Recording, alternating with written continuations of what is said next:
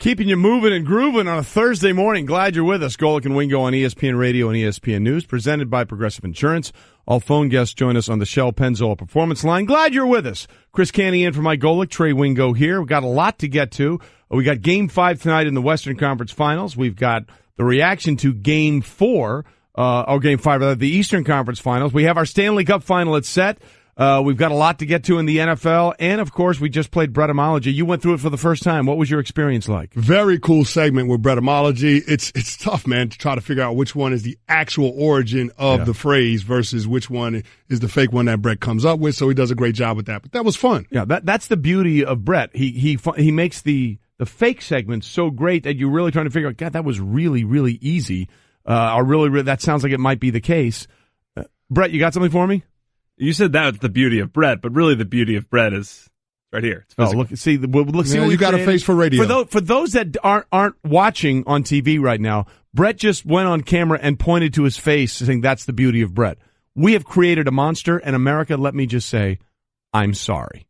I am sorry for that. Okay, we're going to keep going here. Let's get to what's going on. We'll start with what's trending. And what's trending is that the Celtics beat the Cavs 96-83 to take a 3-2 series lead. Boston has won 10 straight home playoff games, tying the NBA record for a single postseason. LeBron James, again, you can't say this enough, for the fifth time this postseason, outscored all of the other Cleveland Cavaliers starters 26-24. Fifth time. That's the most in one postseason in his career, Chris. Yeah, it's unbelievable what LeBron James has been able to do this postseason, but I guess it's got to be disappointing for him to realize that his supporting cast isn't good enough to take some of the pressure off of him and make some of these series a little bit easier on him. Now, ultimately, we know that whoever comes out of the East, whether it's LeBron James or whether it's the Boston Celtics, they're playing for second place because I think the winner of this year's NBA championship will come out of the West. Yes. But in terms of LeBron trying to get to an 8th consecutive NBA Finals, he's got a lot more work cut out for him this year as opposed to the previous years that we've seen him in this position just because the supporting cast isn't as good. So the narrative shouldn't be about LeBron James and whether or not he's engaged. Yet because no player cares more about his legacy and winning than LeBron James today in the NBA. It should be about the supporting cast and Ty Lue as a coach not doing the things that they need to help LeBron James get to another NBA final series. Yeah, and that's been the problem. But everybody does seem to focus in more on LeBron than what the rest of the Cavs aren't doing, or what the Celtics, by the way, have been doing. I thought Paul Pierce, a former NBA Finals MVP, summed this up best when he talked about what he saw in the game and what the real issues are. Well, I didn't see the defensive energy I saw he put forth in Game 4, where he was giving you blocks and steals and getting out in the open court, finishing layups. It just looks like he's mentally tired. He's tired of seeing his supporting cast not show up for him. You know, that can wear on you over time when you're just constantly knowing you have to go out there and score 40 points, get 12 assists in order for your team to have a win. It just seems like it's getting to him mentally, and the Celtics are wearing them down because they have so many weapons, so many different guys who can play well, and I think it looks like it was getting to him. Paul Pierce is absolutely right, but that shouldn't be a criticism on LeBron James. No, it's not. I think he's picking and choosing his spots to impact the game because he's got to play 40-plus minutes each and every night. And we talked about it earlier. With this Cavs team, outside of LeBron James, there aren't a whole lot of guys that can create on the offensive end. So you can make the argument that the team needs LeBron James to be more offensive-minded in this series in terms of trying to create shots for himself and facilitate shots for other people, more so than his defensive presence on the other side of the course. Because defense, you can come up with fancy schemes, but most of the defense is just effort and heart. Right. That's what it comes down to. So you can do that. There's no excuse not to be good defensively. But in terms of offensively, everybody doesn't have the skill set of LeBron James, and you don't have a lot of offensively talented players with this Cleveland Cavaliers team. That's the problem. And then, of course, when you have to do everything and you see nobody doing something, you can't tell me you're not going to be mentally affected by that. And we're not excusing the fact of some lapse on defenses or the turnovers, which has been a problem for the whole team, by the way. He had 6. The team had 15. He had 6 of them. That's unacceptable. That can't happen. But there are much deeper problems for the Cavs than the biorhythms and the disingenuousness and the disengagement of LeBron James. Let's just be honest about that. All right, this hour of Golic and Wingo is brought to you by La Quinta Inns and Suites. Book at LQ.com and win at business. The NFL tried to win, and I think they failed miserably here in their new anthem policy. For those that haven't heard, where you been, this happened yesterday at the NFL owners' meetings in Atlanta, where the NFL came up with a new policy. The old policy wasn't even a rule. It was part of a game operations manual. The handbook that they hand every NFL player at the beginning of every offseason. Correct. Yes. The old policy, it wasn't even a rule, the old policy said players should stand for the national anthem. Yes. And, the NBA has had a policy for years that players will stand for the national anthem, and that hasn't been an issue.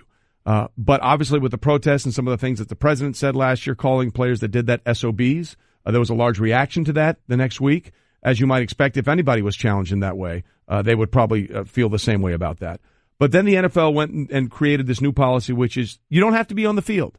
If you don't want to be on the field, that's fine. Which, by the way, was the way it was when you started in the league. Yes, we weren't on the field. Yeah, before 2009. This is an important distinction that I think people forget. Before 2009, there was nothing that said anybody had to be on the field. People could go on the field if they wanted to. Yes. But no one had to be on the field. Now it became... And most players stayed in the locker room. Because you just want to be in your sanctity, in your quiet place before you got ready to go. Yes. That all changed in 2009 when it was part of a campaign to show appreciation for military, but also for a way for the NFL to get money from the military. Yeah, because they were paid tens of millions of dollars for said campaign by the Department of Defense. Which, by the way, came under scrutiny in 2015, which halted a lot of those things like flyovers. And rightfully so. Correct. If it's truly about patriotism, why would the NFL owners charge our armed services for that? Correct. So now, and it became a political football. I was in Indianapolis last year when the Colts retired Peyton Manning's jersey. Long story. My son's favorite player is Peyton Manning. So we, thanks to Bill Polian and Jeff Saturday, we were there. We were on the field. It was wonderful.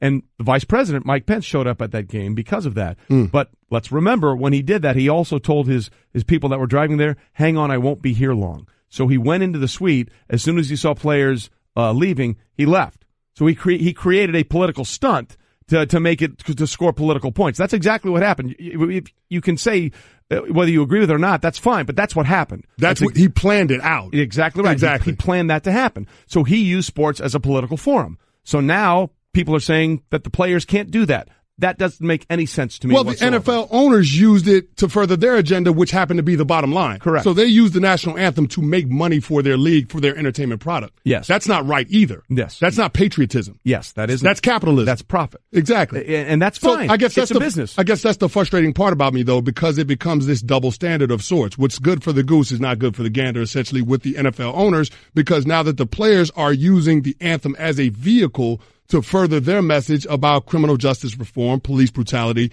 and arrest-related deaths disparity, that's an issue. And I don't understand why the president or why these people that are on the side of disrespecting the men and women of the armed forces can't understand that the message was never intended, or the format of the protest was never intended to disrespect the men and women of the armed forces. It was intended to draw attention to an issue that should be on America's conscience. Correct. And the irony of this is that this policy comes out on the same day the body cam footage of Sterling Brown, the Milwaukee Bucks rookie, comes out, where it's appalling what happened to him when he was not disrespecting or disrupting or trying to stop the police in any way, shape, or form. In fact, it was so bad that the chief of police held a press conference yesterday and said, this is terrible. It should never have happened, and we are looking into the people that did this wrong, and we're going to make sure that they pay a price for it. That all came out on the same day. The other thing that's really interesting is the NFL said this was a compromise of what they wanted to do with the players. And Jimmy Haslam, the Cleveland Browns owner, actually said this. I think throughout this process, all of us as owners in the league,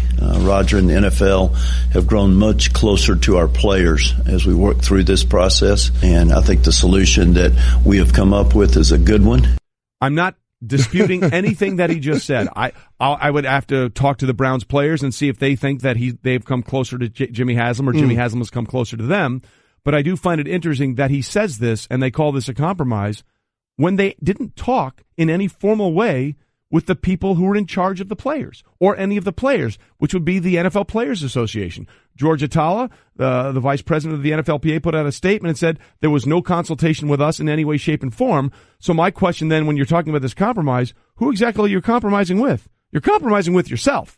Right? Essentially, you're trying to unilaterally impose a rule that they did not discuss with the players. And for everybody coming at me on the Twitterverse saying that the NFL owners have the right to do this, they do. It's not something that's collectively bargained. Here's the thing. Anytime that you have a change to the NFL handbook in terms of the terms and conditions of employment, it has to be collectively bargained, especially when you start talking about the fine schedule and potential discipline, which is what this rule states. If a player comes out and does not stand for the national anthem, there will be a fine and there will be potential discipline for the league. So that's something that you can't do. That's stated in the collective bargaining agreement. So I don't understand how you can't have a conversation with the NFLPA over this issue. Yeah, you can say you had a compromise, but let's be honest, you had a compromise with yourself. You had a compromise with yourself. You didn't have a compromise with the people that were actually doing the protesting. Yes. And look, and I readily acknowledge that there was no win for the NFL here. There was nothing that they could have done that would have satisfied everybody. That's just a fact. There's no way they were going to get out of this. The only thing I would say is the way they've done this now is they've made it. If they hadn't had this, would we be having this conversation today? No, we would not have having this conversation. We would not be having this not conversation. They chose to dive into these waters again, which is what I don't understand. This was a fire that, quite frankly, had been doused. How many players protested in any way, shape, or form week 16 or 17?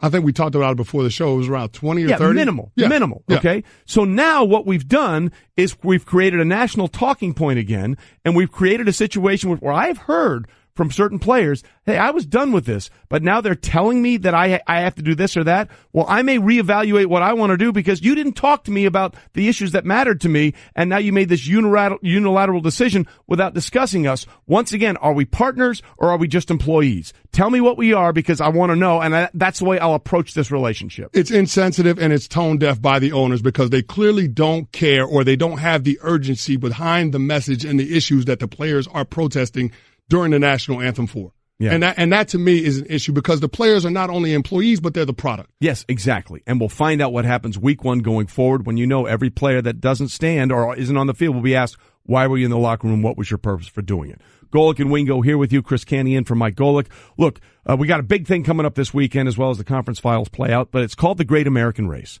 But it's been won now by so many drivers from all over the world. And after the show yesterday, the Indianapolis 500 we're talking about, we had a chance to talk to one of the great drivers from all over the world, Helio Castroneves, on the Shell Pennzoil Performance line.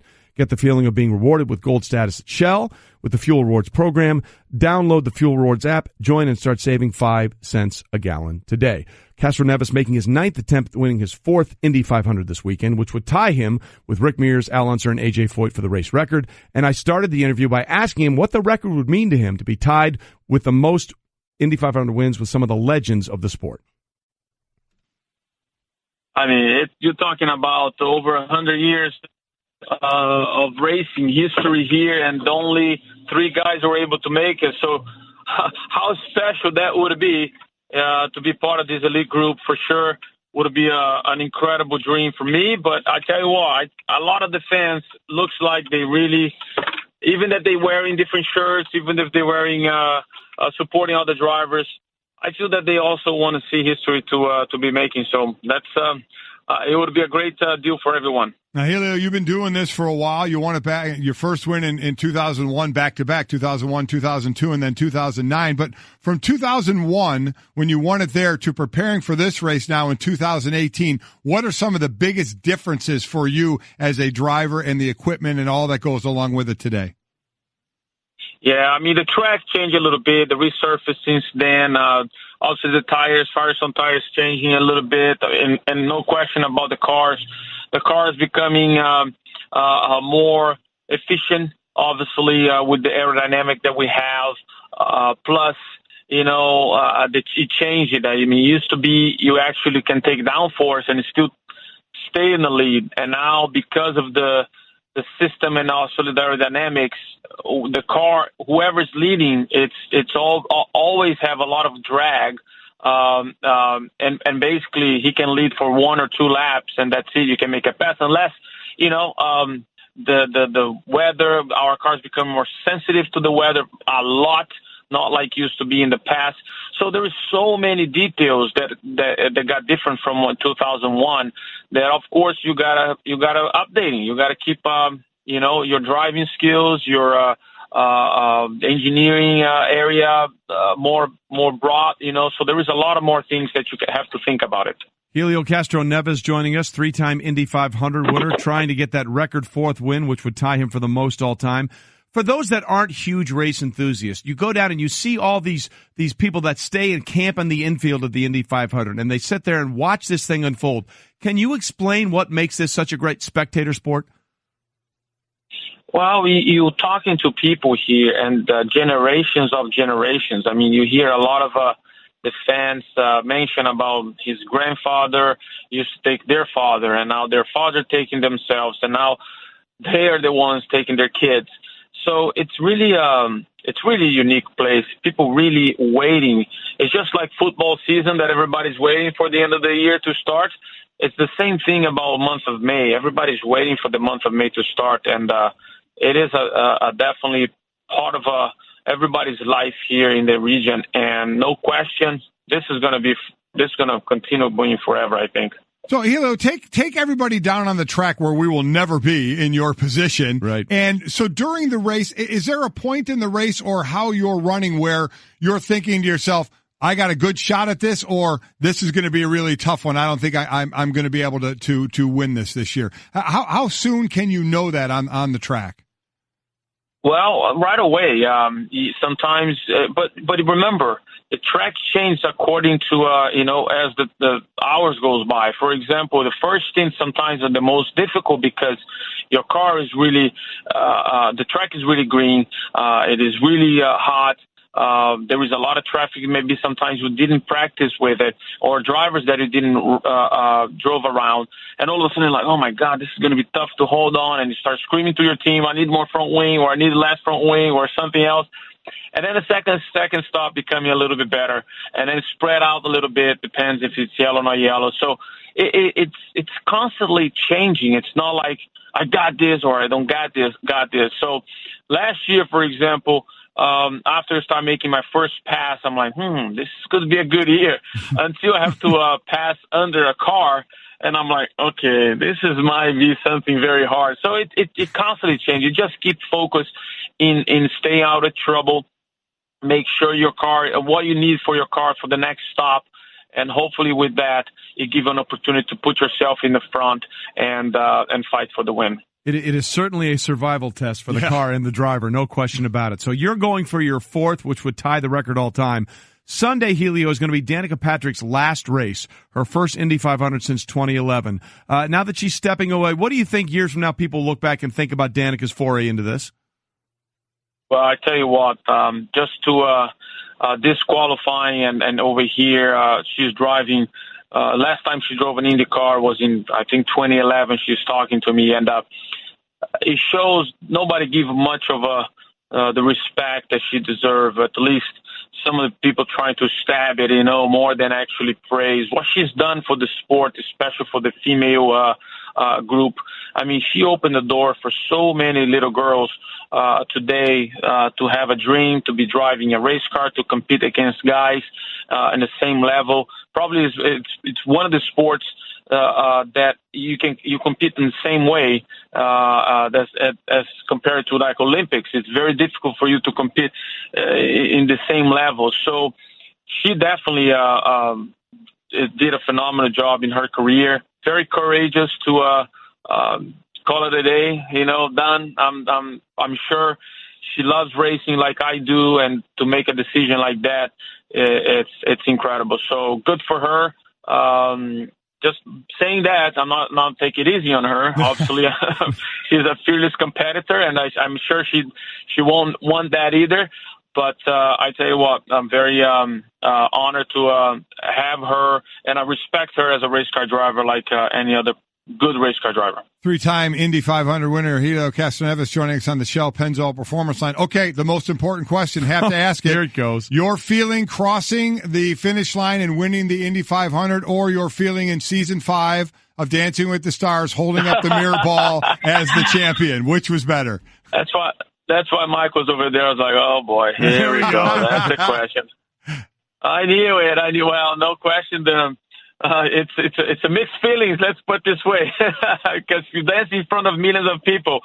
It's a little, when you're outside of a comfort zone, it's a little bit scary, but nothing's gonna beat winning the Indy 500 for the fourth time, I guess. Well, listen, you've known that feeling 3 times, and we'll see over the weekend if it is a record-tying 4th Indy 500 champion. Helio Castroneves, 3-time Indy 500 winner. Thanks for being with us this morning. Thank you. Thanks, fellas. Always a lot of fun to see what happens at the Indy 500, and it was great to have Helio on with us. He's an interesting guy who's done a lot of interesting things in his life, and we'll see if he can join the list of most of the rarefied things in all of sport, especially in auto racing. 4-time Indy 500 champion. By the way, Golic and Wingo presented by 1-800-Flowers.com. Life's special events. Call for a beautiful bouquet from 1-800-Flowers.com. Right now, when you order a dozen Gabura daisies starting at $29.99, you'll also get a free vase. Do you go vase or vase? Vase. I go back and forth. Really? Sometimes I say vase and then it sounds so pretentious. I go vase. Anyway, so go to 1-800-Flowers.com and check all of that out. Everyone in the neighborhood knew about Bobby. Bobby, the basketball boy, they called him. Bobby wanted to go pro someday, so he was always out in the driveway shooting hoops. But one day, his mom came out and told him, "Hey, your wife wants you to take out the trash?" His mom was visiting, and Bobby was a grown man. He had kind of missed his window. Plus, no one had ever seen him actually make a basket. But on the other hand, Bobby had heard how Geico could save him money on car insurance, so he switched and saved. So it was all good. Chris Canny in for Mike Golic, Trey Wingo here, and delighted for the first time in the long and illustrious 6-month history of the show to have in studio ESPN New York's 98.7 Michael Kay joining us, also proud caller of the Yankees games on the Yes Network. He joins us in studio bringing the Straight Talk, brought to us by Straight Talk Wireless. Best phones, best networks, no contract. It is a delight to see you in person, by the way. But you told me I had to wear a jacket and tie. You guys are very casual. What's going on? See, this is what he does. He bait and switched. I was on his show yesterday in the afternoon, and I said, you better come casual because we come. Chris is wearing shorts, by the way, which people can't and he see. looks terrific. Respect, by the way. Really? You have to tell everybody around the country? I do it too. Okay. Usually it's flip-flop Fridays. Okay. So that also happens for tomorrow. Be prepared for that. So I was on Collared shirt. the Michael Kay show yesterday, and I was like, he goes, no, I have to dress up. I'm on First Take. You're doing part of the radio takeover, right? After this? Yep. So what he did was he took what we actually said and flipped it the other way. Because I really couldn't believe that you guys did dress like this. No. I thought you were just trying to hook me in. Casual, baby. Come on. We're relaxed. But I do look terrific. Let's be honest. You look fantastic. No, Michael, I was a little bit hurt when I was listening to your show. Uh-oh, what happened How so? now? What did I do? Because you sounded so disappointed that you were going to have to be working with me rather than Mike Golic. But life is about new experiences. I see you. you every day. I know, but we don't get to work together every day. That's true, but they keep us apart. Listen, I know they do, and we got two guys from the Bronx. We got two guys from the Bronx in the studio that are both huge Yankees fans. You're the voice of the Yankees. Yep. Come on, man. You bring up great points. I take everything back. I felt like there was a little bit of shade on that one. There was a lot of shade. Okay. A lot of shade. All right. There is. He's shade thrower. That's what we got. At least he's honest about it. But let's be honest about this. We have to have this conversation with you here. Is it time to break up the Yankees? They've lost 2 games in a row. What is going on, Michael? It's a little scary. They're out of first place. It is a little scary. It's funny because even though they were playing very well in terms of winning games, there's things that you could tighten up. And I said the other day on the air, they can be better than this.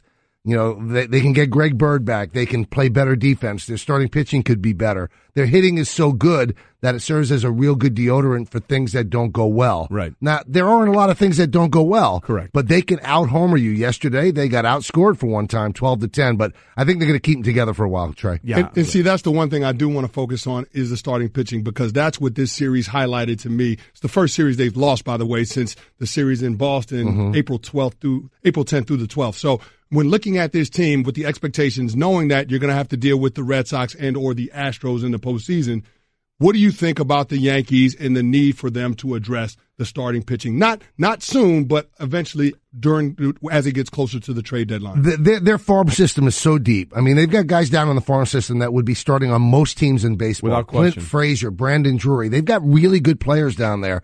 So you can't play everybody. No, fans don't want their players ever traded, but they've got the capability to go out and get the best starter that's available. So they're going to gauge where they are right around July, and they'll make a move, see what starters on the market. Will it be a Cole Hamels who pitched so well against them the other day?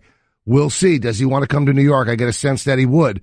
But again, they've got enough that they could send out a lot of young kids to get a great player back, even if it's just for a rental. I don't know if Cashman would do that, but it's nice to have that ability to do it. Michael Kay with us from ESPN New York's 98.7, and the Michael Kay Show also calls Yankee games on the Yes Network. Again, tongue firmly planted in cheek. The Yankees are 31-15. They have the same number of losses as Boston, but Boston has played 3 more games and they won them. So right now they're percentage points ahead. 694 for the Red Sox, first place in the AL East. The Yankees at 674. If we're talking pitching, we have to talk about one of the biggest things that's happened recently, and that's Bartolo Colon turning 45. It's his birthday. Do we really appreciate Bartolo Colon for what he is, what he looks like, and what he's been able to do? Do we really appreciate him? 21 seasons, 11 teams, 242 games, And he looks like that? I appreciate him every day I look in the mirror. So I'm not alone in this world. That's the way I look at it. He's a freak of nature. It's unbelievable. It shows you that it's the arm. It's really not the body. People say, well, you pitch with the lower half, but David Wells was heavy when he was pitching great for the Yankees, and Bartolo Colon just throws strikes. And he also is a great lesson to a lot of pitchers out there. Why mess around? If you have a fastball and you pitch to the 4 quadrants, you get people out. He's at 88, 89, 90, which is still amazing at 45. But he gets people out, and it doesn't matter how you look; it's how you throw. I just go back to seeing him and David Letterman in the '80s, the reliever Terry Forster for the Braves. He called him a big fat tub of goo, and he had to apologize for that. Terry Forster actually came on the show, but he was basically saying the same thing. When you're a pitcher, you don't really have to be in shape. You just have to wing it in there, and that's what he's doing. I think the old line was, Wells used to tell people, I don't run it to the plate. Exactly. I throw it to the plate. I think Forster at one point said, I'm not an athlete, I'm a ball player. There you go. John Kruk actually said that as well, if I'm not mistaken. But if we are talking about pitching, as Michael Kay is with us here from ESPN New York 98.7 and the Yes Network, we have to talk about what Justin Verlander is doing. It is ridiculous. In this era of big boppers, and the Yankees clearly have tons of them, where you can just swing and hit almost everything out of the park, his ERA is just a shade over 1. It is remarkable the start he's had to the 2018 season. And it looked like he was starting to go on the downside at the end with the Tigers. That's why some teams were reluctant to trade for him.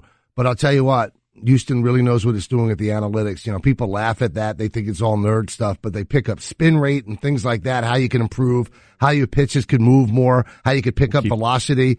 And he has taken hold of it and run with it and made it work. I mean, he is now as great as he has ever been, if not greater, because he's got the intelligence to go along with the arm. And I think that maybe he started to get a little bit disinterested toward the end with Detroit. They weren't playing important games. Now, every time he's on the mound at Minute Maid Park, it's an amazing spectacle. He's looks like he's got a lot of years left. He really does. Well, the amazing thing here, you look at, this is why wins and losses don't ever really tell the true story when it comes to pitching. As I was telling Jacob deGrom yesterday. There you go. Absolutely. Same thing with quarterback wins. They're not a stat, folks. Teams win games. The whole team is there. They're all participating. Verlander has Verlander's only allowed 11 runs and 11 starts. 11 runs and 11 starts. And has surrendered no runs or 1 run in 8 of those outings. He could be 11-0 with any run support whatsoever. So you have to look at what is actually happening with him. Are you surprised in this era that he's able to do what he's doing? Because look, we looked at the other ERAs that have been this so good in the first half of games, first half of season for the All-Star break, which was invented came through in 1933. Only Bob Gibson in 1968, arguably one of the greatest pitching seasons in the history of Major League Baseball, has had a better first half ERA, and it was by 3/100ths of a point. Well, what I'm surprised at is that he's being allowed to be an outlier, because in this day and age in baseball, pitchers are not allowed to face a lineup the third time through. And people say you're babying them. No, you're not babying them. That's the way it plays. You lose stuff as you get into the 70s and the 80s and the 90s pitch count-wise. There are very few pitchers that are allowed to pitch as long as they want. Verlander's one of them, and he's a veteran. And the Yankees' Luis Severino's another. Yep. So when you can throw 100 miles an hour in pitch 1 and 100 miles an hour at pitch 100, you're allowed to go deep into games. So they changed the way the game is played. It's a bullpen game now, but not when Justin Verlander and not when Luis Severino are pitching. And I think that's important for a staff, because it does give the bullpen a blow once every 5 days. The other thing that's interesting, too, is Michael Kay is here with us. Look, obviously the Yankees have set their sights on postseason. They'd like to win the division. The wild card becomes a dicey thing with the one-game playoff. But if you look at the overall AL, the team that they met last year in the ALCS was indeed the Houston Astros. They lost both those games on the road to lose the chance to go to the World Series. If you're looking at the Yankees realistically, what is their bigger concern? Dealing with the Red Sox in their own division, or when push comes to shove in the playoffs, dealing with that rotation in Houston?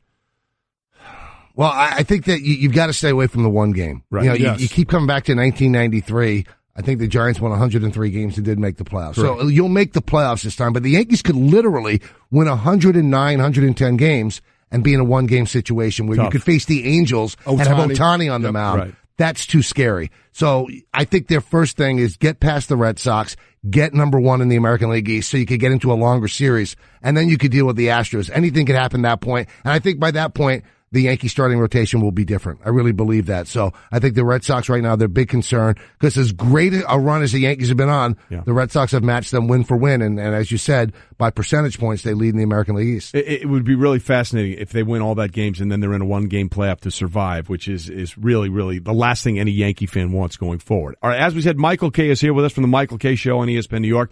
98.7 FM. He's part of Radio Takeover on First Take. You'll be doing that in just a few minutes after you're done with us.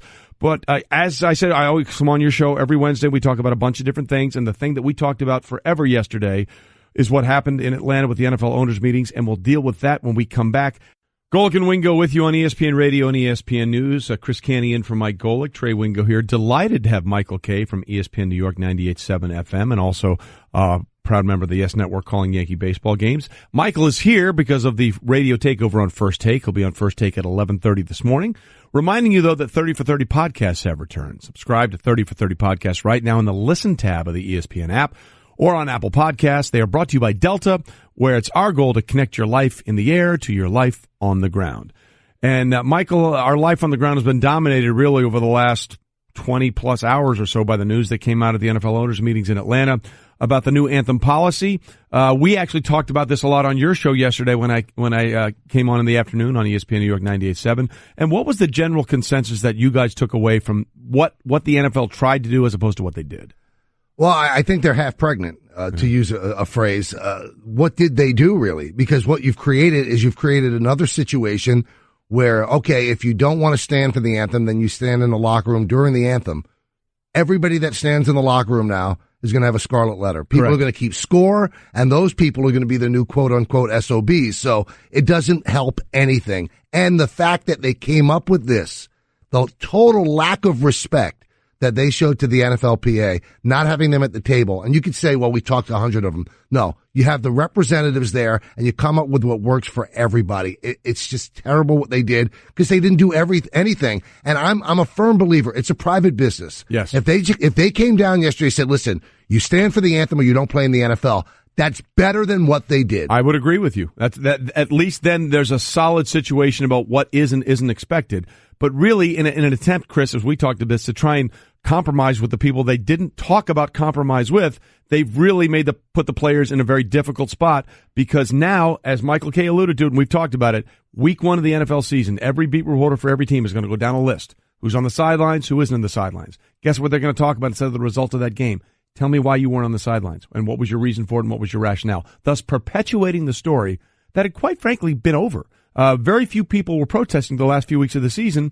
Now they've taken a small fire, which was almost out, and decided to put a gallon of gas on it. And this is where we are. And it directly contradicts what Roger Goodell said them imposing this rule stands for, which is trying to get the focus back on football. And so to me, this is, I guess, incredibly tone deaf and insensitive by the NFL in regards to an issue that the players are passionate about getting across to the fan base. They're using their platform in a peaceful way to try to send a message about criminal justice reform, arrest-related death disparity, and police brutality. And it's a message that is still relevant today in light of what we saw from the Milwaukee Bucks player Sterling Brown and how he was treated by the Milwaukee Police Department. But, Michael, I guess my biggest question is how, in less than a calendar year, did the NFL owners have this 180 in terms of their support for their players and the right to protest during the anthem and send this message?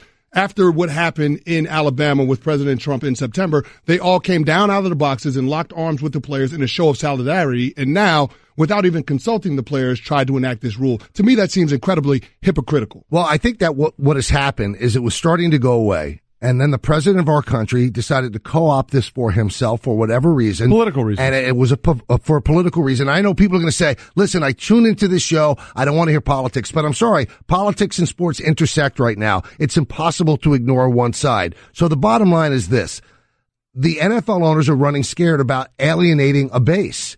Every base is important. And President Trump has a very solid base. And if he came out one day and said, you know what, the NFL is doing it wrong, you guys shouldn't be watching their game, I think the NFL owners are running scared of that, so they don't want to lose that base. But there's another base as well. I think the answer to this, because the NFLPA was so ignored, what you have to do, be a union, get together and say, not one of our players is coming out for the anthem, or Everybody's coming out and everybody's kneeling. If everybody does it, what could they possibly do? Either enact the rule like they have in the NBA. If you're on the court and the national anthem is being played, you must stand there and you must pay attention with respect. This is just not a solution to sit and think that they sat in a room and came up with this. And they come out and say that this is a good idea. Who thinks this is a good idea? No one. Right-thinking person thinks that this solves any problems? It exacerbates the problem. 100%, Michael. I'm right there with you. And then it's interesting to see how the NFL is trying to get around the collective bargaining agreement with this by not directly changing the fine schedule and the discipline on the players, but imposing the discipline or the fines on the team and thereby leaving it up to the teams to fine the players and go along those lines of said discipline. I think it's an NFL's attempt to try to control the players, and it's just not the right thing to do without having a discussion. And here's the thing that, you try to understand what chess move leads to another. Woody Johnson is the ambassador to the UK for President Trump. Correct. Chris Johnson is actually running the Jets for Woody Johnson. He's the chairman and now. Chris Johnson comes out and says, if we get fined, I'm not passing it along to the players. I'll take the fine. It's none of this. The puzzle pieces don't fit, Trey. They don't fit. I don't understand where people are going with this. But yet we say the support for this was unanimous amongst the owners. Yes, except two owners didn't vote. I mean, look, the other thing here, which is part of the problem, and we're running out of time here. Go past the clock. We got a hard out. Clock integrity, Michael K. Clock integrity is very, very important. The other thing here, I would really like to hear from Alejandro Villanueva, the Pittsburgh Steelers offensive lineman, who last year when his team stayed in the locker room, he came out because as a former Army Ranger, he felt it was important, and that created a problem for the teammates and himself. So we'll get into that and a lot more in the Anthem Talk. Michael, we appreciate you being here. Good luck on First Take. Thanks. Lots more coming on this topic when we come back. Stay with us, Golic and Wingo. Moving through a Thursday, glad you're with us. Golic and Wingo, ESPN Radio and ESPNU for the final hour. We are presented by Progressive Insurance. All phone guests join us on the Shell Pennzoil Performance Line. We got a huge game coming up tonight in the Western Conference Finals. It'll be the Houston Rockets hosting the Golden State Warriors with a chance to really continue the momentum that they seized in the fourth quarter of that game at Oracle Wednesday night. See if they can do that again and take a stranglehold, go up 3-2, knowing all they have to do is defend home court in Game 7, and they will go on to the finals. Glad you're with us. Chris Canny in from Mike Golic. Trey Wingo's here. We got Domonique Foxworth coming up in just a few seconds. We'll get to him and his take on what the NFL did at the owners' meetings yesterday, but let's start with what's trending, and we'll talk about what happened last night in the NBA playoffs. Celtics beat the Cavs 96-83 to take a 3-2 series lead. Boston has won 10 straight home playoff games, tying the NBA record for a single season. And, we can talk about the body language and everything else in LeBron James as much as we want, but I'll just leave you here with this, Chris. LeBron James had 26 points. The rest of the Cleveland starters had 24. It was the fifth time this postseason that LeBron James has outscored the rest of the starting lineup, the most in one postseason in his career. So Tristan, where do we see the loss coming? Well, here's the thing. I mean, everybody wants to blame LeBron James because he's the star player on the Cleveland Cavaliers, but the supporting cast has got to come to play. And outside of Kevin Love, everybody in the starting lineup was a no-show. Tristan Thompson, George Hill, and J.R. Smith combined for a whopping 10 points. So, I mean, when everybody wants to be critical of LeBron James, especially with his effort on the defensive side of the court, you realize that LeBron has to pick and choose his spots in which he's going to impact the game. And if you recognize that the Cleveland Cavaliers don't have a lot of guys that can create offense by themselves, then it would make sense for LeBron James to try to assert himself on that end of the court and ask the supporting cast to be better defensively. And that's ultimately what it came down to. The Cleveland Cavaliers didn't give the effort on the defensive side of the court, and they didn't make enough plays on the offensive side of the court outside of LeBron James brought to the table. So there's clearly an issue with the way that this team was constructed. But it's not an effort problem from LeBron James. That's not why they lost Game 5. No, well, he can't turn the ball over 6 times. There's no question about it. He can't do that. Well, I understand that. You're right with that, Trey. But when you're trying to create because you don't have a lot of talented guys offensively around you, that's exactly what happens. He had 10 boards. He had 5 assists. He could have a lot more if some of the Cavs hit some of those open shots. True story. Somebody else besides LeBron is going to have to step up as they go back to Cleveland for Game 6 to force a Game 7. All right, we got lots to get to today. We'll talk a little bit coming up later this hour about the Houston Rockets and what they can do or what the Golden State Warriors can do in their Game 5 to see who can take that 3-2 lead, which usually is the tipping point in a series. In a series tied at 2, you take that 3-2 lead. I think it's 83% of the time the team that wins Game 5 goes on to win. But we have other things to talk about. Golic and Wingo here with you on ESPN Radio and ESPNU. Chris Canty in from Mike Golic. A lot of reaction coming in, and deservedly so and not unexpectedly, about what happened yesterday at the NFL's owners' meetings in Atlanta, where they came up with a new anthem policy that essentially says you don't have to stand, but if you're not going to stand, you got to be in the locker room. Thus, anybody that doesn't stand and isn't on the sidelines pregame is going to have the scarlet letter on them. Don't think that really was what they had in mind, or maybe it was. I don't know. For more on this, let's bring in our pal and our teammate Domonique Foxworth of The Undefeated in the Morning Roast on ESPN Radio, Sunday morning from 9 to 12 Eastern. He joins us on the Shell Pennzoil Performance Line. Domonique, obviously a longtime player in the NBA, and NFL rather, and a former president of the NFLPA. Domonique, first of all, thanks for being with us this morning. I want to get your initial reaction to the policy as you heard it for the first time. Oh yeah, I was surprised, frankly, because as we all are probably tired of this story. It's been around for 2 years. I know that the NFL is probably tired of this story also, and I don't want to say the same things that everyone's been saying, but it just makes no sense of how the decision they made yesterday kind of resurfaces all of this and makes it a talking point at least through week one of the season and probably much beyond that. And that's the thing with me, Domonique. It seems like the NFL is really making this thing more of an issue than it actually was at the end of the regular season and the postseason last year. And it's contradicting what Roger Goodell said the rule was supposed to be about in the first place, which is putting the focus back on football. What I don't understand is how you can come to a compromise, or what's being framed as a compromise, without having a discussion with the NFLPA or with actual NFL players. Because what it is a compromise amongst the people in that room. And it took them so long to get to this point, and this rule or policy change is so convoluted and complicated because they don't, as we've seen, there have been some dissenters. While there weren't any dissenters in the vote, there were some people who abstained. There have been some dissenters in the ownership group and the people who run teams. They've dissented publicly with their opinions on this. It seems that they aren't on the same page. And what is really interesting to me about this, and I've come to learn to do this with any of the decisions that Roger Goodell is involved in, is Roger is a politician. And while we all want to kind of paint him as a bumbling idiot sometimes with some of the decisions that he made, we've kind of seen that those decisions were for a reason, and they're to kind of galvanize support amongst a constituency of owners so he can do the things that he wants to do. And I think we can look back on all the decisions that he's made and pushed through that we've thought were unwise. We can look back and see what he was doing. But that's what's really confusing about this one, is this is the one time where it seems like he's trying to please everybody, and it doesn't seem like this is going to pan out or work out for him, because he's been willing in the past to be kind of the GOAT publicly and take all the criticism. But in actuality, what he was doing was currying favor with a group of owners and pushing through something that they wanted to happen. But I'm not sure that any owner is actually walking away from this happy. So it doesn't really make sense to me why Roger is behind making this happen. And I'm not sure that he wants to make this happen. Domonique Foxworth with us for The Undefeated, the Morning Roast on ESPN Radio. A longtime player in the NFL, was very heavily involved in the NFLPA during his playing days. And I think Domonique, we need to come out with something off the top. There was no win here for the NFL no matter what they did, right? No matter what decision they made, they were going to get roasted by somebody somewhere, correct? We can all acknowledge that. I think doing nothing was a win. Doing nothing is doing something in some cases, and I think men in particular have a hard time just realizing that you can't make a situation better.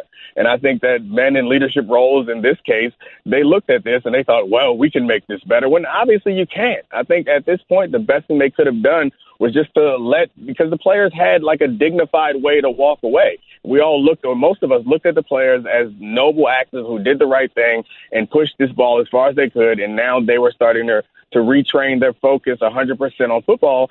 And now they've been put in a position where I think, Trey, you said earlier, the owners have thrown gasoline on this. The players have been put in a position where they're, one, being challenged, and you know how football players respond to being challenged, and two, they've been put back in the spotlight. And many of those guys will feel as though they look cowardly if they don't now kneel. And we have owners like you guys mentioned well, I guess he's not the owner, but running the team now. Chris Johnson.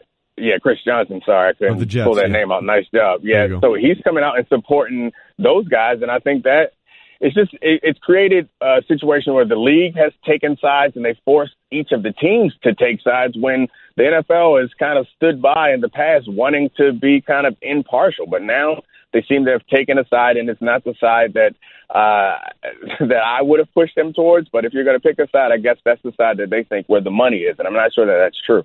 Domonique, I will agree with almost everything you said except one thing. The idea of doing nothing might have been the best solution in terms of reality, but then there's perception. And our President Trump, appeared on Fox and Friends this morning. They wanted to get his reaction to the new policy. He would have appeared on Fox and Friends if they had said, we're not going to change anything. And then they would have asked him, what about you not changing anything? And the exact thing that they fear the most is a reaction from the president, and the base that follows him rapidly would have been riled up even more. So while I agree with you in the long, grand scheme of things, maybe doing nothing might have been smart, but you know what would have happened if the president had been asked that question about them not doing anything to change it. Do I get a chance to push back, or because it's your show, we got to end on that? Huh? No, keep going. Okay. No, I think that it's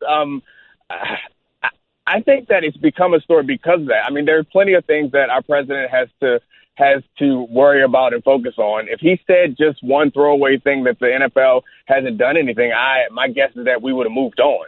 The fact that they've made this a big deal again is something that we're going to linger on. I think doing nothing in that situation is, at least to me, obviously the best thing for the business. But I think the owners, while some people say the owners appear to be kind of kowtowing to the president and afraid of the president, I'm not sure that I believe that to be true. I think what's happening is that the owners are more concerned about impressing their friends, and they want to look like they are team owners and like they have players who will capitulate when they're told to. I think that's probably the biggest thing, is that a lot of them were embarrassed over the past couple of years when it seemed as if they didn't have control of their players. And we all know that the NFL is all about having control, much more so than many of the other professional leagues, and much more so than many other professions in general. So I think it comes down to that. And I'm sure the president would have commented on that. But, I mean, there are a number of investigations, and there's meetings with North Korea. There's all types of things that I think would have taken the public's focus away from his comments on sports. But now, since the NFL has jumped in and put on these series of ineffective Band-Aids and try to cobble together a policy that makes all of the owners happy and disregards the opinions of the players, I think they put themselves back in this firestorm. And when the season starts again, they'll be back in this firestorm. And I wouldn't be surprised if several players decide to stay in the locker room. And that is, I'm not sure how that's not going to be received as the same way that kneeling or putting a fist up was received.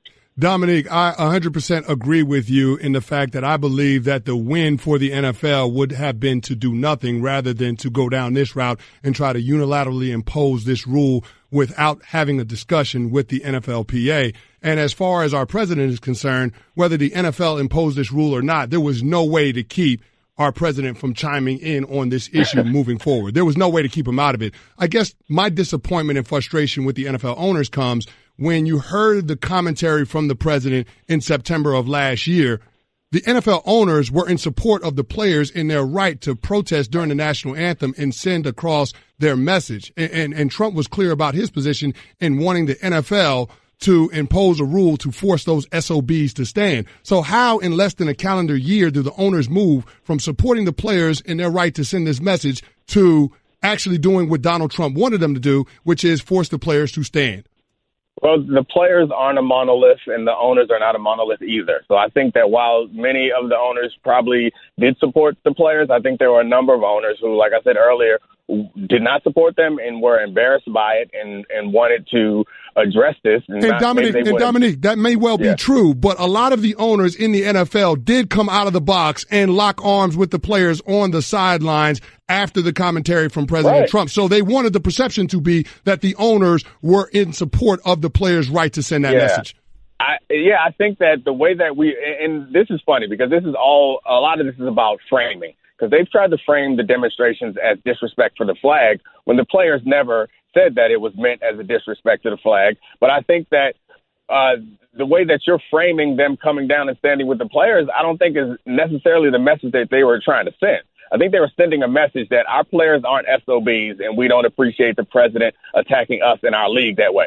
I don't think the message that many of them were sending was that we support their right to demonstrate, because as you saw, everyone stood up when the national anthem came, and I don't remember very many owners coming out And what stands out in my mind is what happened with the Houston Texans, where the ownership there kind of came out and tried to backpedal a little bit and then came out unnecessarily, much like in this case, came back out and said it was a mistake to even apologize in the first place for the things that he said about the inmates running the asylum, I think, when he was referring to the players forcing a new rule change. So, I mean, I think that it's all about the way we frame and characterize these things. And while the players didn't want it to be framed as disrespect to the flag, the president and many other people have successfully forced the players to be viewed as disrespecting the flag. And I don't think that them linking arms with the players was necessarily meant as them supporting the players' right to demonstrate, as much as it was they felt they needed to do something and show that they didn't agree with the way the president was characterizing the players as SOB. Yeah, Domonique Foxworth with us, former NFL player, former president of the NFLPA, former chief operating officer of the NBA Players Association. So he has a healthy working knowledge of what it means to be working with people instead of trying to come up with solutions against them or separately. I want to play a couple of pieces of audio for you because obviously a large factor in this is how President Trump reacted in October and what the NFL players and the NFL owners thought he might react going forward. So the new policy came out yesterday. The president appeared on Fox and Friends this morning, and I want to play for you and a large part of the audience that hasn't heard it, his response to a question about the new policy. Well, I think that's good. I don't think people should be staying in locker rooms, but still, I think it's good. You have to stand proudly for the national anthem. Well, you shouldn't be playing. You shouldn't be there. Maybe you shouldn't be in the country. You have to stand proudly for the national anthem. And the NFL owners did the right thing if that's what they've done. If that is the story, do you feel like you pushed this story forward and you pushed this to a conclusion? I think the people pushed it forward. This was not me. I brought it out. I think the people pushed it forward. This country is very smart. We have very smart people. And, you know, that's something ideally could have been taken care of when it first started. It would have been a lot easier. But if they did that, they're doing the right thing. Okay, so that's the president. Now I want to get you to listen to Jimmy Haslam, the owner of the Browns, and what he had to say. I think throughout this process, all of us as owners in the league, Roger and the NFL, have grown much closer to our players as we work through this process. And I think the solution that we have come up with is a good one. So let's get your reaction to what you just heard, Domonique.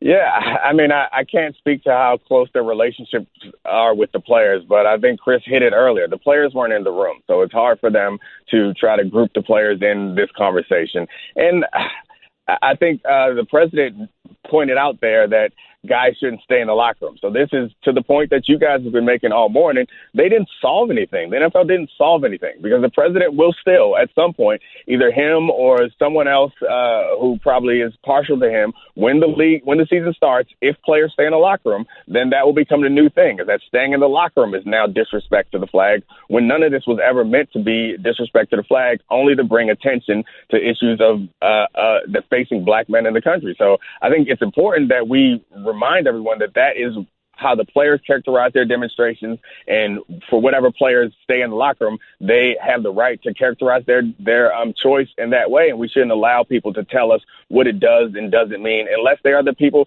Like, it just seems absurd to me. It's like saying that this show is disrespecting breakfast by going on. Well, we might be. Listen, that might be a bad comparison because I'm sure people get sick every morning listening to us.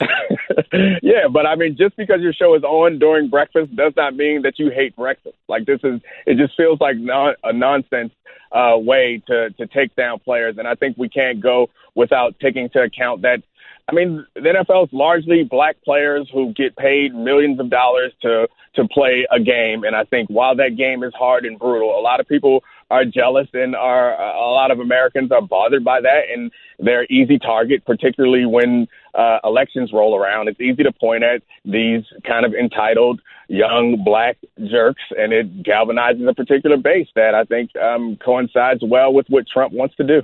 Dominic, we were both active in the NFLPA during our playing careers, and I wanted to get your thoughts on the CBA and the implications of this rule and the NFL owners, in a sense, trying to get around the collective bargaining agreement by indirectly pressuring teams to fine or discipline players that don't adhere to the rule. Can it be interpreted any other way other than the NFL trying to get around the CBA?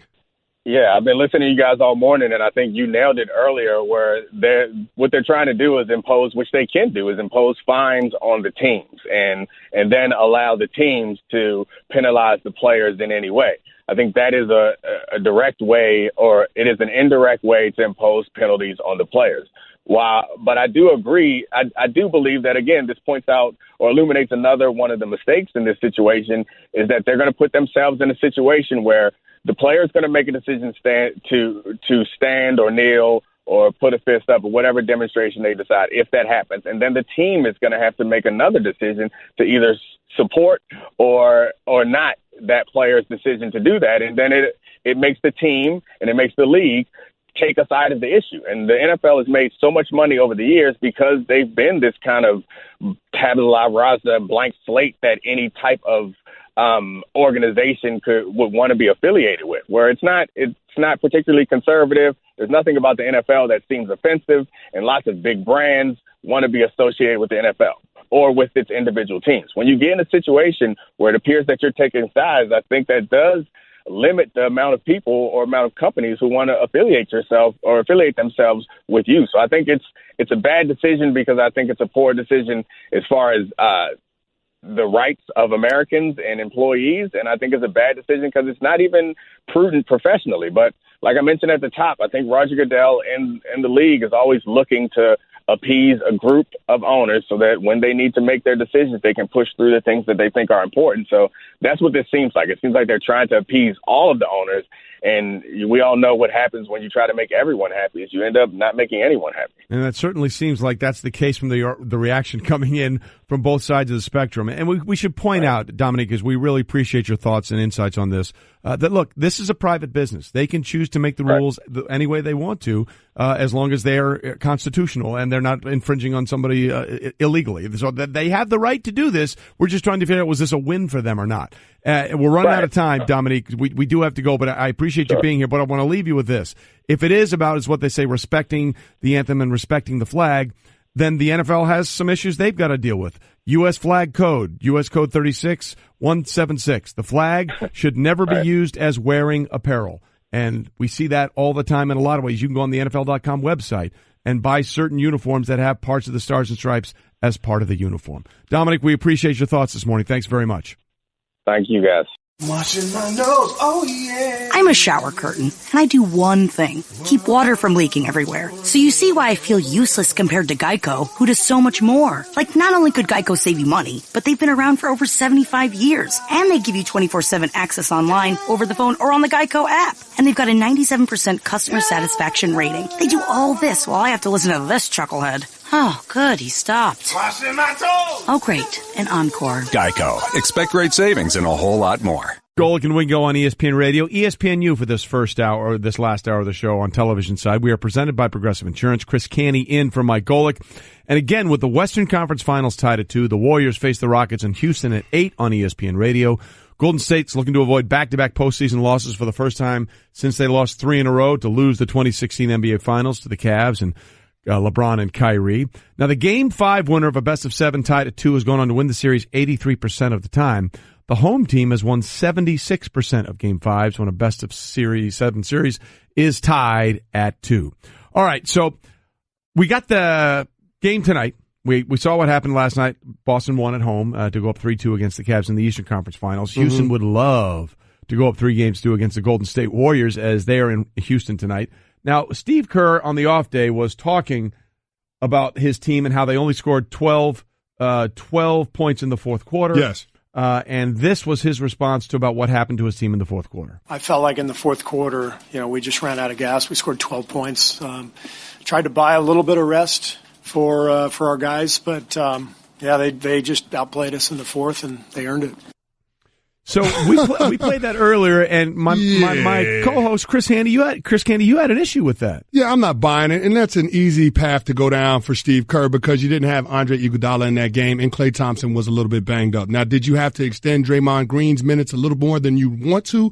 Yes, but ultimately that wasn't the deciding factor in the game. The difference was the Houston Rockets had more urgency than the Golden State Warriors in Game 4. And Chris Paul talked about it. He said, yeah, we didn't want to go down 3-1 because we recognized that our season was over with. Right. So it was huge for us. One team played with a level of desperation in the fourth quarter, and the other team didn't. And it was apparent because the Golden State Warriors were outscored by the Rockets 25-10 in the final 10:30 of that game. Yeah, I agree with you, and here's why I'm not buying that. Because essentially, the Rockets won that game with 6 players. They had 6 players that did not play coach's decision.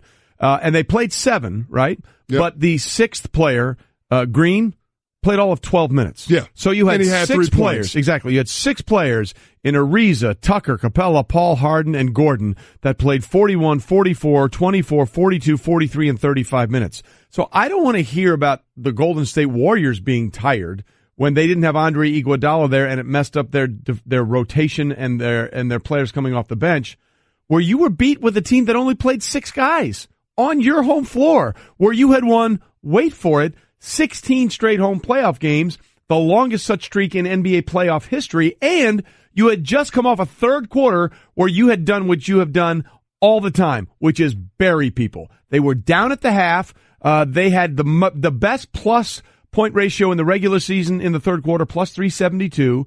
They were the best plus point ratio in the NBA in the playoffs, plus 77. They outscore them by 17 points, 34-17 in the third quarter, and then lay a big fat egg in the fourth quarter where they only score 12, and their best player on that team, Kevin Durant, did not attempt a shot in the final 3.5 minutes. Exactly, and that's the difference, right? The stars down the stretch. Now, Trey, you mentioned the third quarter. The Golden State Warriors at the 6.5-minute mark in the third quarter go on an 18-3 run, and they had 7 made threes. Ball game, it's over. Exactly. So when you start talking about the impact of it, I think the Golden State Warriors took their foot off the gas once they did that, and that allowed the opportunity for the Houston Rockets to climb back in that game. And Chris Paul, you can't say enough about them being able to acquire him this offseason, because when they went on that 15-2 run in the fourth quarter, Chris Paul accounted for 10 of the 15 points, either scoring or assisting. So that was the difference down the stretch. And then Golden State doing things uncharacteristic of this team on the offensive end, relying more on isolation ball, hero ball, right, rather than sharing the basketball. You're talking about a team that averaged 29 assists per game in the regular season. They only had 14 in Game 4. Yeah, and Chris Paul, by the way, is out there with a sore foot, basically dragging one leg the entire game. So the question now becomes, once a bully gets punched in the mouth, sometimes they react differently. Okay, you have what Buster Douglas did to Mike Tyson. What's the old line from Predator, the movie? If it bleeds, we can kill it. You know, so they got bloodied a little bit in this game.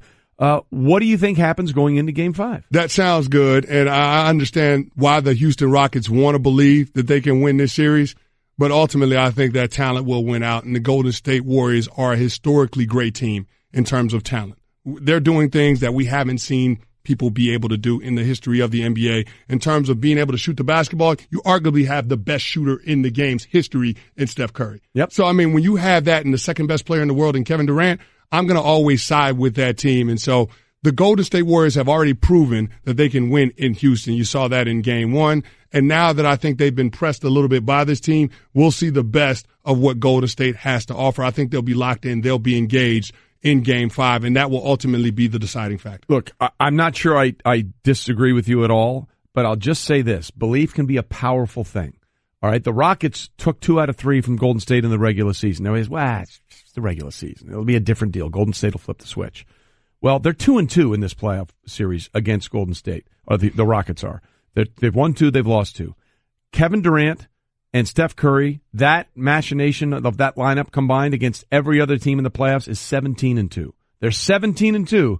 They're 2-2 against the Houston Rockets, and the Rockets have 2 games on their home floor. I will say this. I'm not dismissing it as easily as everybody else is. I got you. I understand what you're saying, but it's easier to believe that something will happen if you've done it before. Yeah. And the fact is, the Golden State Warriors, they've been here, they've done that. Yeah. The Houston Rockets, they haven't. Right. But the Rockets now know they can go in and do what nobody had been able to do, win in Oracle. So it's an interesting dynamic. Look, it wouldn't surprise me at all if the Warriors win in 6 games. But I'm saying sometimes when you get a little bit of belief, it can go a long, long way. And you better believe you can win with the Golic and Wingo Leadership Retreat. Folks, time is running out. Don't screw this up. Today and tomorrow are your last 2 days to join us for the Golic and Wingo offsite all-hands town hall leadership retreat strategy session golf tournament, which is really just a fun way to play golf. Here's what you get. It's June 21st, 22nd, and 23rd at Pinehurst Resort, one of the premier, maybe the premier golf resort in all of America. You get your airfare taken care of. You get all your meals taken care of, premium accommodations, golf swag, and we're going to play Pinehurst number 2. What is Pinehurst number 2? Quite simply, the most revered championship golf course in the United States of America. We're going to play that. Oh, by the way, check this out. Did you see this? The Pinehurst Resort tweeted this out. For our round, when we play it, they're going to put the pin location on 18 exactly where it was for Payne Stewart in 1999 when he made that 15-foot par putt to win his second U.S. Open. So you're going to have a chance to make the exact same putt that Payne did on Sunday to win the U.S. Open in 1999. Here's what you got to do to enter. You got to tweet us at Golic and Wingo. You've got to include the hashtag Golf with GW contest. You must be following us at Golic and Wingo. You get one shot at this, one chance to win. And so it can be a text tweet, it can be a picture tweet, or it can be a video tweet. Highly recommend the video. They're very, very good. So I'm just saying you have one chance to do this. You've got one shot to bring us your best, and you get a chance to join us at Pinehurst number 2. Look, it is perhaps the most visually intimidating golf course there is. There's no rough. Outside of the fairway, it's called natural vegetation. So it's just sand and all these weeds basically growing. So good luck if you find yourself in that. Let me put it this way. You got a 50-50 shot. Half the time you can head out of it. Half the time you're like, I am completely screwed. So you want to stay out of that. But the other hard part is the greens at Pinehurst number 2. They're like upside down saucers. You got to hit it on the right part of the green. Otherwise it'll roll back to you or roll off the backside, and your chipping game better be on point when you play Pinehurst number 2. So what you're saying is you got to make sure that you have an eraser on that pencil that you're exactly keeping your right. scorecard with. Come strong is what I'm saying. And then we're going to play the Cradle, which is their 9-hole par 3 short course, was absolutely fantastic. One hole is 56 yards to 127 yards, so your short game's got to be on point there. You want to be a part of this. We're going to have so much fun. Today and tomorrow are your last days to join us. There will be 4 winners, and each winner gets to bring 2 friends. That's a battle you get to fight. We're not telling you which friends to pick, so if you have more than 2 friends, you got some issues. So again, get it done today. Today and tomorrow are your last 2 days, and then we will be picking winners. Golic and Wingo with you on ESPN Radio and ESPNU for this final hour of television. We're glad you're with us on a Thursday morning. I'm really concerned about the monster we've created with Brett, the researcher. Yeah, he's taking on a life of its own. I'm a little concerned. It started when he kept talking about he lived in college in UCLA at the same apartment building where Josh Rosen, the quarterback, lived. So then he started that, and then we went down the road of making him a part of the show with Brettomology. And then he dropped the beauty of Brett is my face today. I'm a little concerned about it. Stanzik, what have we done a bad thing here? Oh, we created a monster, and it was worse earlier. You guys were going late in the segment before Brettomology, and he got in talk back to me, and he said, they're taking all my time. Me and Cliff, he's a diva. Wow. What Brett's are you a diva doing, now. Brett? Brett, what are you doing? Look, I know that the segment needs time to breathe. And I wanted to make sure that it got all the time that it deserved. Or you're a diva. Or you're a diva. That's fine. There you go. Look, if you're going to go down the diva road, own it. Own it. That's what I'm saying. Just own it. Embrace it. Go. Yeah, he's a me guy. Go full Mariah Carey, baby. He's the guy that answers. Walk there's that no. walk. He's the guy that answers. There's no I in team. With there's an I in win. Exactly. I will say I've heard certain talent on the desk say that this is the best segment of the week when we do Brettomology. There it is. So, you're right. Feeding the ego. There you go. Well, then it's on me. No breakfast for you. We'll take care of that. By the way, ESPN Deportes will be the Spanish language home of UEFA Champions League final this Saturday, May 26th, 2:20 Eastern, 11:20 Pacific. Will Real Madrid make history and win for a 3rd consecutive year, or will there be a new champ in Liverpool? Champions League final, May 26th, live and in Spanish on ESPN Deportes and the ESPN app. All right, so we've been talking a lot today about the conversation that has been dominated over the last 24 hours or so by the news that came out of the NFL owners' meetings yesterday in Atlanta, that there will be a new anthem policy, and basically the policy is you can do either one of these things, but you got to do it in certain places. It sums it up, right? So we had Michael Kay on earlier today from ESPN New York 98.7, also with the Yes Network. He's here as part of the radio takeover for First Take.